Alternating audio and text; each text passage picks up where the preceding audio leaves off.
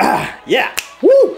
What's up everyone? Today we are looking at TransferWise in detail. I know when I was shopping around for a money transfer service, I found it really frustrating not being able to see how a service worked before I signed up. So today I'm doing my part by giving you guys a peek behind the curtain at TransferWise. By the way, if you decide to open an account with them, you should use the referral link in the description to get a free transfer. So first step here is to log in, standard stuff. However, when you try to log in, TransferWise sends you a notification to your phone via their app so you can confirm that it's you and not somebody else who's trying to log in. So that's a cool little feature in case your password gets compromised. And boom, we're in. Today I'm gonna do two different transfers, one using a debit card and one using a bank transfer, so you guys can see both methods. So first step here is to click send money. How much would you like to transfer?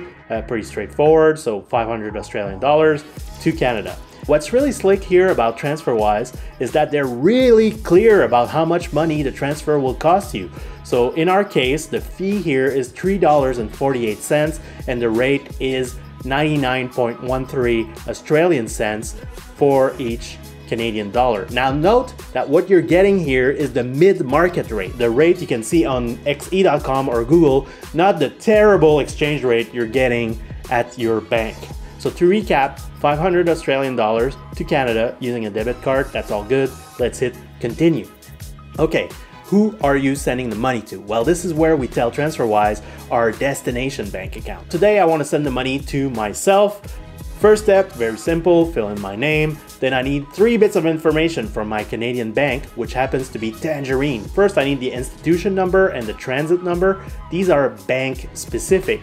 So I found them on Tangerine's website. Yours will be different if you use a different bank. Next, I need the account number. Of course, that's unique to each bank account. So I need to log into my bank, find the information there, and copy and paste it. Finally, I'm gonna tick saving because my account is a savings account and hit confirm. Okay, so the next step here is to review the details of your transfer. It's your last chance to change anything before you commit to the trade. Looks good, so I'm gonna hit confirm and continue. Finally, we're at the last step. How would you like to pay? This is where I pick which method I want to use to send my Australian dollars to TransferWise. All right, so I've got 4 options here. The options are gonna be different depending which country you're in, so keep that in mind.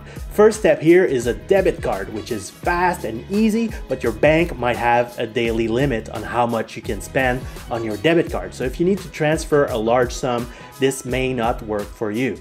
All right, second option here, Poly transfer, which I do not recommend. I mean, there's even an entry on my bank's website telling customers don't use them. So I think I don't need to say anything else about that. All right, credit card, fast and easy, but you're gonna pay extra fees for credit card processing. So I would not recommend it unless you have no other options.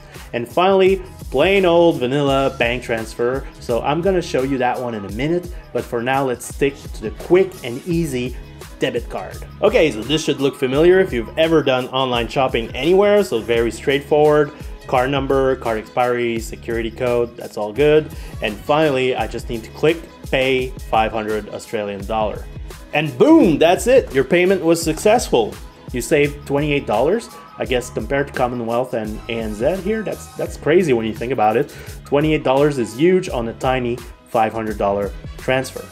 All right, so that was the debit card, but now I want to show you a transfer using a bank transfer instead of the debit card. So let's go back to the main page. I'm going to click send money again. And how much do I like to transfer? Well, this time I'm going to transfer more. I want to transfer 1,500 Australian dollars. And my fee is now $10.43. Now notice that the fee is higher but because I'm sending more money. The fee is a percentage of the amount that you transfer. I'm still getting the mid-market rate, still awesome, so I'm good to go, and I'm gonna hit continue. Now, who are you sending the money to? Now this time, TransferWise remembers my bank details from my previous transfer, so I don't have to re-enter all my information here, which is great. I'll just click myself. All right, last chance to review the trade again. That's good. Confirm and continue. How would you like to pay? So $1,500 is above my daily limit for my debit card, so I'm going to use a bank transfer instead. So I just click bank transfer. So now TransferWise is giving me very important information that I will need to use to send them $1,500 doing a bank transfer. So these are their own bank details in Australia. If I was sending them money from, say, France or the UK or the US, then these would be different bank accounts, they would be different bank details. So I'll just jump over to my Australian bank's website, which happens to be Commonwealth Bank. So I'll just log in and pop over to Transfers and BPay. Of course, yours might be different depending which bank you're using. Now I have to tell Commonwealth where to send my $1,500. So I'm going to click New Payee and fill in the account name. That's simply TransferWise. Then the BSB, that's the number that identifies which bank I'm sending the money to. I'm going to copy paste that number in there, and notice that this is telling me that TransferWise has a bank account at NAB. So it's just a regular standard local bank account. All right, next step here to fill in is the account number. Let's copy paste that in there. Now you need to get that right, otherwise you're gonna send the money into some stranger's account, which I'm sure will make them very happy, but you might get bummed about your money being lost in the system here, so get the account number right. Next, the amount, obviously $1,500 for my example. Now the description, that's just a little note that will appear on my own bank statement, so it can be anything really. So I'm gonna say to TransferWise. All right, description on recipient statement. Now this is really super important. Get this right. This is where I need to put my unique reference number so that TransferWise knows who the money is coming from. If I don't include the reference number, they won't know the money is coming from me, just money will appear in their account and they won't know where it came from. So make sure to get the reference number right. All right, I'm gonna hit next, review everything. BSB number is good, account number is good, reference number is good, everything looks legit. I'm gonna click pay. All right, Commonwealth is giving me a receipt. Now I'm gonna pop back to TransferWise, and the last thing I need to do there is to click I've sent the money to TransferWise.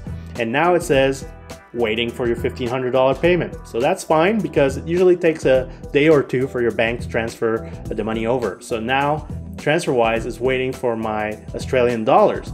As soon as they get them, they will convert them to Canadian dollars and send them to the recipient account in Canada. All right, so that's it. You don't have anything else to do. You just have to wait for the money to show up at destination. I hope TransferWise makes more sense right now. Don't forget to use the referral link in the description when you open your account to get a free transfer. Give me a like if you found this video useful. Don't forget to subscribe if you want more of that kind of content. And I'll see you guys later. Bye.